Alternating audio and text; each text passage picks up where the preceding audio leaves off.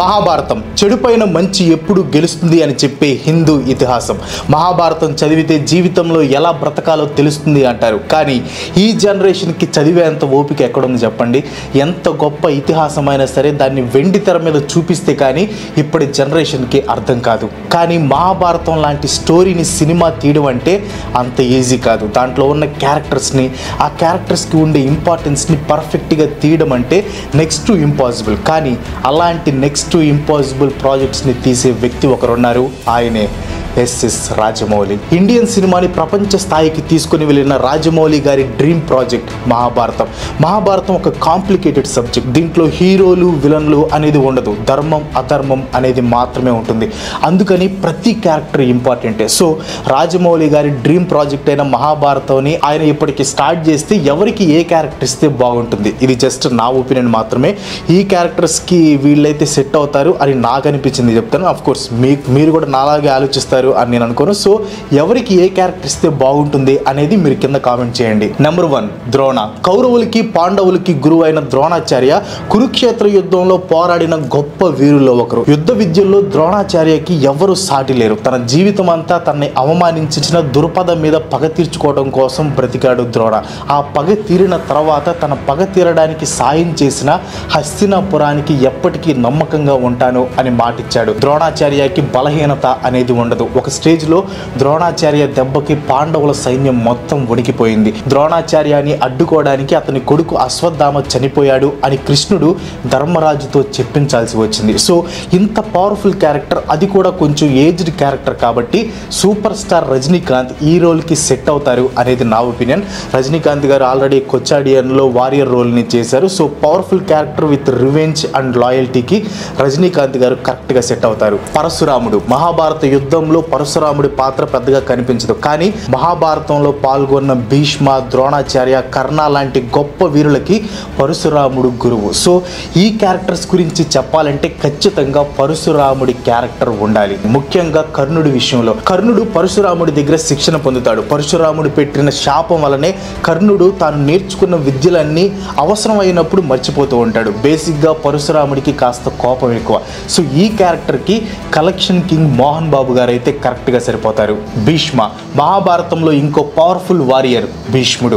పితామహగా పిలువబడే భీష్ముడు మహాభారతంలో ఉన్న వీరులందరికంటే వయసులో చాలా పెద్దవాడు. కానీ ఆ టైంలో ఉన్న వీరుల్లో ఒంటరిగా పోరాడి భీష్ముడిని ఓడించే వాళ్ళు ఎవ్వరూ లేరు. ఈ క్యారెక్టర్కి అమితాబ్ బచ్చన్ గారు అయితే సెట్ అవుతారు అనేది నా ఒపీనియన్. అఫ్ కోర్స్ రీసెంట్గా వచ్చిన కల్కిలో నాగశ్విన్ అమితాబ్ బచ్చన్ గారిని అశ్వత్థామ క్యారెక్టర్లో చూపించారు. కానీ రాజమౌళి గారు తీసే మహాభారతంలో అమితాబ్ బచ్చన్ గారికి భీష్మ క్యారెక్టర్ బాగా సెట్ అవుతుంది. అండ్ నెక్స్ట్ వన్ వచ్చేసి Shakuni. Shakuni not the greatest warrior but most important character in Mahabharata. మిగతా క్యారెక్టర్స్ లాగా శకుని యోధుడు కాదు. కానీ శకునికి ఉన్న తెలివి, అతని జిత్తులు మారితనం, మోసపూరితమైన బుద్ధి అతన్ని మహాభారతంలో మోస్ట్ ఇంపార్టెంట్ క్యారెక్టర్గా నిలబెట్టాయి. ఈ కన్నింగ్ క్యారెక్టర్కి బాబీ సింహ అయితే కరెక్ట్గా సెట్ అవుతాడు. రీసెంట్గా వచ్చిన సలార్ సినిమాలో బాబీ సింహ సేమ్ ఇలాంటి షేడ్స్ ఉన్న క్యారెక్టర్ని చేశాడు. సో శకుని క్యారెక్టర్కి బాబీ సింహ అయితే పర్ఫెక్ట్గా సెట్ అవుతాడు. నెక్స్ట్ వచ్చేసి ద్రౌపది. మహాభారతంలో ఉన్న ఫిమేల్ క్యారెక్టర్స్లో మోస్ట్ ఇంపాక్ట్ఫుల్ క్యారెక్టర్ ద్రౌపది. నిండు సభలో ద్రౌపదిని అవమానించడం వల్లే మహాభారత యుద్ధం మొదలైంది. అందం, అభినయం, ధైర్యం కలగలుపుకొని పుట్టిన ద్రౌపది తన జీవితం మొత్తం కష్టాలను చూస్తుంది. పేరుకి పాండవులకి భార్య అయినా కూడా 13 ఏళ్ల పాటు రాజ్య బహిష్కరణకి గురైంది. కురుక్షేత్ర యుద్ధంలో తన తండ్రి, అన్న తమ్ములు, 5 కొడుకుల్ని కూడా పోగొట్టుకుంది. ద్రౌపదికి కోపం, క్షమాగుణం రెండూ ఎక్కువే. నిండు సభలో తనని అవమానించిన దుశ్శాసనుడి రక్తం తన తల వెంట్రుకలకి రాయనిదే, తన జుట్టు ముడివేయను అని కోపంతో శపథం చేసిన ద్రౌపది తన కొడుకుల్ని చంపిన అశ్వత్థామని దయతో క్షమించి వదిలేసింది.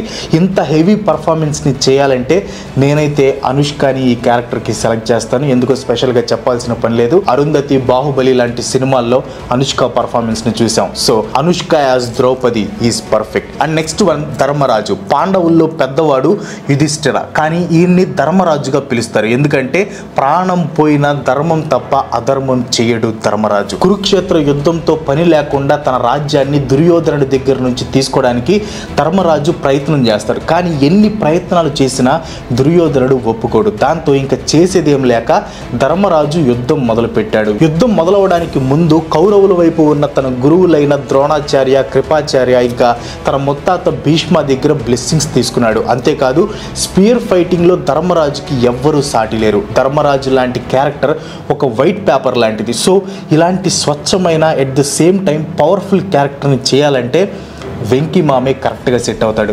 తులసి సినిమాలో వెంకీ గారి పర్ఫార్మెన్స్ అండ్ జయం మనదేరా సినిమాలో వెంకటేష్ గారి పర్ఫార్మెన్స్ కలిపితే ధర్మరాజు క్యారెక్టర్ అదిరిపోతుంది. గైస్, వీడియో కంటిన్యూ చేసే ముందు మీరు కూడా నాలాగా బుక్ లవర్ అయితే మీకోసం ఒక ఎక్సైటింగ్ యాప్ని తీసుకొచ్చాను. అది Kuku FM, the ultimate destination for fiction, audio books and much more. Kuku ఎఫ్ఎంలో మైండ్ బ్లోయింగ్ స్టోరీస్ చాలా ఉంటాయి.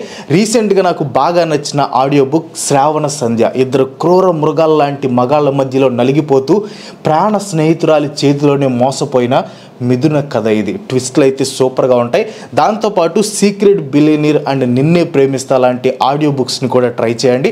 కుక్ ఎఫ్ఎంలో బెస్ట్ పార్ట్ ఏంటంటే చాలా వెరైటీ ఆఫ్ జానర్స్ ఉంటాయి. Like fantasy, adventure, suspense, thriller, romance, ఇలా చాలా ఉంటాయి. Experience the magic of story time with Kuku FM. Present Kuku ఎఫ్ఎంలో 7 days ఫ్రీ ట్రయల్ నడుస్తుంది. ఈ 7 days 1000+ ఆడియో బుక్స్ని ఫ్రీగా వినొచ్చు. డిస్క్రిప్షన్లో ఉన్న లింక్ మీద క్లిక్ చేసి వెంటనే కుక్ ఎఫ్ఎం యాప్ని డౌన్లోడ్ చేసుకొని చాలా రకాల ఫిక్షన్ ఆడియో బుక్స్ ని ఎంజాయ్ చేయండి. ట్రస్ట్ మీ, అమేజింగ్ గా ఉంటాయి. వెంటనే డౌన్లోడ్ చేసుకోండి. And next one Abhimanyu. మహాభారతంలో ఉన్న యంగెస్ట్ వారియర్స్ లో most strongest and talented warrior Abhimanyu.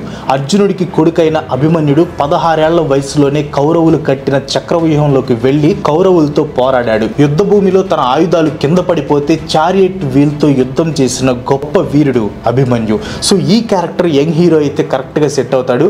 నాకెందుకో ఈ క్యారెక్టర్ అఖిల్కి ఇస్తే బాగుంటుంది అనిపించింది. యాక్చువల్గా తేజ సజ్జా కూడా సరిపోతాడు అనిపించింది. బట్ నేను అఖిల్ అయితే బాగుంటాడు అని అనుకుంటున్నాను. మరి మీరు అభిమన్యు క్యారెక్టర్కి అఖిల్ బాగుంటాడా, లేకపోతే తేజ సజ్జా బాగుంటాడా, లేకపోతే ఇంకెవరైనా బాగుంటారా? కింద కామెంట్ చేయండి. అండ్ నెక్స్ట్ వన్ వచ్చేసి అశ్వత్థామ. అశ్వత్థామ మహాభారతంలో ఉన్న ఇంకో మోస్ట్ పవర్ఫుల్ వారియర్. ద్రోణాచార్య కొడుకైన అశ్వత్థామ పాండవులు ఇంకా కౌరవులతో కలిసి తన తండ్రి దగ్గర యుద్ధ విద్యలు నేర్చుకున్నాడు. అశ్వత్థామ గొప్ప వీరుడు, కానీ అతనికి ఉన్న కోపం, అసహనం, ముఖ్యంగా పాండవుల మీద అతనికి ఉన్న కోపం మహాభారతంలో అతను ఒక యాంటీ విలన్ గా నిలబెట్టింది. పరమ శివభక్తుడైన అశ్వత్థామ కేవలం అర్జునుడి మీద ఉన్న కోపం, దుర్యోధనుడితో ఉన్న స్నేహం కోసం అధర్మం వైపు నిలబడతాడు. యుద్ధ విద్యల్లో నైపుణ్యం, నారాయణాస్త్రం, బ్రహ్మాస్త్రం ఉన్నాయి అనే తలపొగరుతో పాండవులు లేని టైంలో వాళ్ళ శిబిరాల్లోకి వెళ్లి ఉప పాండవులని చంపేసి శ్రీకృష్ణుడి చేతిలో శాపానికి గురవుతాడు. రెక్లెస్ బట్ పవర్ఫుల్ క్యారెక్టర్ అయిన అశ్వత్థామని అల్లు అర్జున్ అయితే బాగా పోర్ట్రేట్ చేయగలడు. రుద్రమదేవి సినిమాలో గోన గన్నారెడ్డి అనే యాంటీ హీరో షేడ్స్ ఉన్న క్యారెక్టర్ ని అల్లు అర్జున్ ఆల్రెడీ చేశాడు. సో ఈ అశ్వత్థామ క్యారెక్టర్ కి అల్లు అర్జున్ బాగా సెట్ అవుతాడు. అండ్ నెక్స్ట్ వచ్చేసి దుశ్శాసన. దుశ్శాసన కౌరవుల్లో రెండోవాడు. అన్న దుర్యోధనుడు ఏ పని చెప్పినా అది మంచా చెడా అని పట్టించుకోకుండా దాన్ని చేసుకుంటూ వెళ్ళిపోతాడు. దుశ్శాసనుడు ద్రౌపది చీరలాగటం మహాభారతం యుద్ధానికి, కౌరవుల అంతానికి కూడా దారితీస్తుంది. మహాభారతం యుద్ధంలో మొదటి రోజు మొట్టమొదటి బాణం విసిరింది దుశ్శాసనుడే. మొత్తం మహాభారతంలో దుశ్శాసనుడిది దారుణమైన చావు. మహాభారతంలో సెకండ్ మోస్ట్ క్రూయల్ క్యారెక్టర్ అయిన దుశ్శాసనుడి క్యారెక్టర్ కి మక్కల్ సెల్వన్ విజయ్ సేతుపతి అయితే బాగా సెట్ అవుతాడు. విజయ్ సేతుపతి విలక్షణ నటుడు. హీరో అయినా విలన్ అయినా ఏ పాత్రలోకైనా పరకాయ ప్రవేశం చేస్తాడు అనేది మనం already master, Vikram and recent గా వచ్చిన మహారాజా మూవీస్ లో చూసేసాం. సో ఈ దుశ్శాసన క్యారెక్టర్ కి విజయ్ సేతుపతి కరెక్ట్ గా సెట్ అవుతాడు అనేది నా ఒపీనియన్. ధృతరాష్ట్రుడు కౌరవుల తండ్రి. తన కొడుకులు చేసేది తప్పని తెలిసినా కూడా ఏం చేయలేకపోతాడు. పుట్టుకతో చూపు లేని వాడైన ధృతరాష్ట్రుడు ధర్మానికి, కొడుకుల మీద ఉన్న ప్రేమకి మధ్యలో నలిగిపోతూ ఉంటాడు. భీష్మ, ద్రోణ, కర్ణ లాంటి మహావీరులు ఖచ్చితంగా కురుక్షేత్ర యుద్ధం గెలుస్తారు అనే నమ్మకంతో వ్యాస మహర్షి ఫ్యూచర్ని చూసే వరం తనకి ఇస్తాను అంటే దాన్ని తిరస్కరించి తన రథసారథైన సంజయకి ఆ వరాన్ని ఇవ్వమని వ్యాస మహర్షిని కోరి చివరికి తన కౌరవ కుమారులు అందరినీ పోగొట్టుకుంటాడు ధృతరాష్ట్రుడు. ఈ క్యారెక్టర్కి ప్రకాష్ రాజ్ గారు అయితే సెట్ అవుతారనేది నా ఒపీనియన్. ఆల్రెడీ పొన్నియిన్ సెల్వన్లో ప్రకాష్ రాజ్ గారు కొంచెం ఇలాంటి క్యారెక్టర్ని చేశారు. సో ప్రకాష్ రాజ్ గారు యాజ్ ధృతరాష్ట్రుడు పర్ఫెక్ట్గా సెట్ అవుతారు. అండ్ నెక్స్ట్ వచ్చేసి గాంధారి కౌరవుల తల్లి. తన భర్త ధృతరాష్ట్రుడికి చూపు లేదని తను కూడా పెళ్లి తర్వాత నుంచి కళ్ళకి గుడ్డ కట్టుకొని తన భర్తలాగే చూపు లేకుండా ఉంది. మహాభారతంలో గాంధారి ఒక హై మోరల్ స్టాండర్డ్స్ ఉన్న లేడీ. తన కొడుకులకి పాండవులంటే ఇష్టం ఉండదు అని గాంధారికి తెలుసు. కానీ అందరి తల్లుల్లాగా గుడ్డిగా తన కొడుకులు గెలవాలి అని కోరుకోలేదు గాంధారి. యుద్ధానికి ముందు దుర్యోధనుడు వచ్చి బ్లెస్సింగ్స్ అడిగినప్పుడు విజయం ధర్మం వైపు ఉంటుంది అని దీవించింది. గాంధారిది ఒక రాయల్ క్యారెక్టర్. మంచితనానికి కొడుకుల మీద ఉన్న ప్రేమకు మధ్యలో నలిగిపోతూ ఉంటుంది. ఇలాంటి క్యారెక్టర్ని రమ్యకృష్ణ గారు తప్ప ఇంకా ఎవ్వరూ చేయలేరు. ఆల్రెడీ ఇలాంటి క్యారెక్టర్నే ఆమె బాహుబలిలో ప్లే చేశారు. So Gandhari character goes to Ramyakrishna గారు. దుర్యోధన కౌరవుల్లో పెద్దవాడు, కురు రాజ్యానికి యువరాజు. యుద్ధ విద్యల్లో ముఖ్యంగా గదతో యుద్ధం చేయడంలో దుర్యోధనుడికి ఎవరూ పోటీ రాలేరు. దుర్యోధనుడికి పాండవులంటే పిచ్చి కోపం. చిన్నప్పటి నుంచి వాళ్ళ మీద కక్షతో పెరిగాడు. పెద్దయ్యాక వాళ్ళని రాజ్యం నుంచి వెళ్ళగొట్టాడు. అది చాలక వాళ్ళ మీద కురుక్షేత్ర యుద్ధానికి దిగాడు. యుద్ధానికి వెళ్లకుండా పాండవులతో సమస్యని పరిష్కారం చేసే అవకాశం దుర్యోధనుడికి వచ్చింది. అయినా కానీ దుర్యోధనుడు వాటిని ఉపయోగించుకోలేదు. దుర్యోధనుడి క్యారెక్టర్కి ఎంత యుగో అంటే లార్డ్ కృష్ణని దుర్యోధనుడు అరెస్ట్ చేసినప్పుడు తన విశ్వరూపంని కృష్ణుడు రివీల్ చేస్తాడు. అయినా కూడా దుర్యోధనుడు మొండిగా యుద్ధాలు గెలిచేది బలంతో అంటూ యుద్ధం చేశాడు.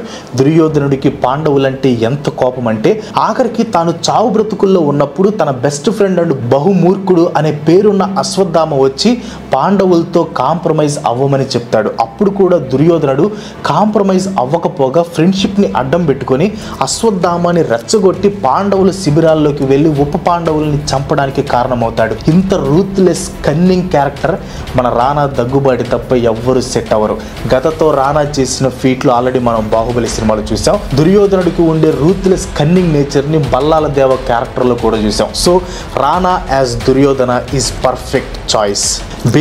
భీమ పాండవుల్లో రెండోవాడు అండ్ అందరికంటే బలమైన వాడు. భీముడికి 10,000 ఏనుగుల బలం ఉంటుంది. అంతేకాదు 100 మంది కౌరవులు భీముడి చేతిలోనే చంపబడ్డారు, ఇంక్లూడింగ్ దుర్యోధన. ద్రౌపదిని నిండు సభలో అవమానించినప్పుడు భీముడు తప్ప ఎవ్వరూ రియాక్ట్ అవ్వలేదు. ద్రౌపది చీరలాగిన దుశ్శాసనుడిని భీముడు తన వట్టి చేతులతో చంపి గుండెని చీల్చి రక్తం తాగుతాడు. ఇంత స్ట్రాంగ్ క్యారెక్టర్కి జూనియర్ ఎన్టీఆర్ అయితే బాగుంటాడు అనేది నా ఒపీనియన్. జూనియర్ ఎన్టీఆర్ ఏ క్యారెక్టర్ అయినా ఈజీగా చేయగలడు. అండ్ RRR లో ఎంట్రీ సీన్ ఒక్కటి చాలు భీముడి క్యారెక్టర్కి ఎన్టీఆర్ ఎందుకు సెట్ అవుతాడో చెప్పడానికి. So junior NTR as Bhima is perfect. And next one అర్జునుడు పాండవుల్లో మూడోవాడు. మహాభారతంలో హీరోలు ఉండరు, కానీ ఒకవేళ హీరోని పాయింట్అవుట్ చేయాలంటే మాత్రం అది అర్జునుడే. మహాభారతంలో అర్జునుడు చేసిన అన్ని యుద్ధాలు ఎవ్వరూ చేయలేదు. అర్జునుడి దగ్గర ఉన్నన్ని అస్త్రాలు కూడా ఎవరి దగ్గర లేవు. ద్రోణాచార్యకి ప్రియ శిష్యుడైన అర్జునుడికి ఏకంగా శ్రీకృష్ణుడే రథసారిధిగా వ్యవహరించాడు. తనకి ఉన్న విలువిద్యతో తన సొంత అన్న గొప్ప వీరుడైన కర్ణుడిని, తన తాత అయిన మరో గొప్ప వీరుడైన భీష్మని కూడా ఓడించాడు అర్జునుడు లాంటి కూల్ క్యారెక్టర్కి రామ్ చరణ్ అయితే కరెక్ట్గా సెట్ అవుతాడు. ఆల్రెడీ మగధీర, RRR లాంటి మూవీస్లో రామ్ చరణ్ని చూసాం. RRR సెకండ్ హాఫ్లో రామ్ చరణ్ అల్లూరి సీతారామరాజు లాగా విల్లు ఇంకా బాణంతో అదరగొట్టాడు. అదే విల్లు బాణంతో అర్జునుడిగా కూడా రామ్ చరణ్ కరెక్ట్గా సరిపోతాడు. So Ram Charan as Arjuna. కర్ణుడు పాండవులకి అన్న, కానీ కౌరవుల వైపు యుద్ధం చేశాడు. సూర్య భగవానుడి కొడుకైన కర్ణుడు మహాభారతంలో ఒక ట్రాజిక్ హీరో. బై బర్త్ ఒక ప్రిన్స్ అయిన కర్ణుడు ఆ విషయం ఎవరికి తెలియకపోవడంతో సాధారణ కుటుంబంలో పెరుగుతాడు. ద్రోణాచార్యుడి పద్ధతి నచ్చక పరశురాముడి దగ్గరికి వెళ్ళి యుద్ధ విద్యలన్నీ నేర్చుకుని గొప్ప వీరుడవుతాడు కర్ణుడు. దుర్యోధనుడు చేసేది అధర్మం అని తెలిసిన దుర్యోధనుడు స్నేహానికి కట్టుబడి తన సొంత తమ్ములతో యుద్ధానికి దిగి తన తమ్ముడైన అర్జునుడి చేతిలో చనిపోతాడు.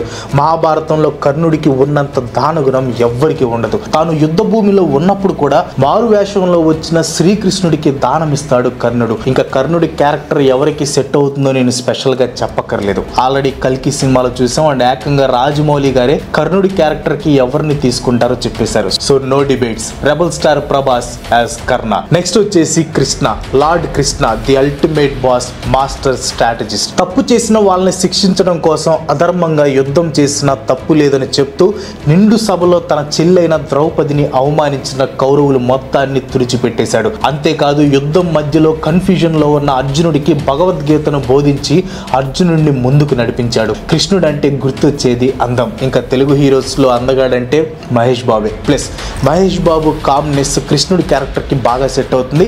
And Mahesh Babu comedy timing కూడా కృష్ణుడి క్యారెక్టర్ కి సెట్ అవుతుంది. So Mahesh Babu as lord Krishna.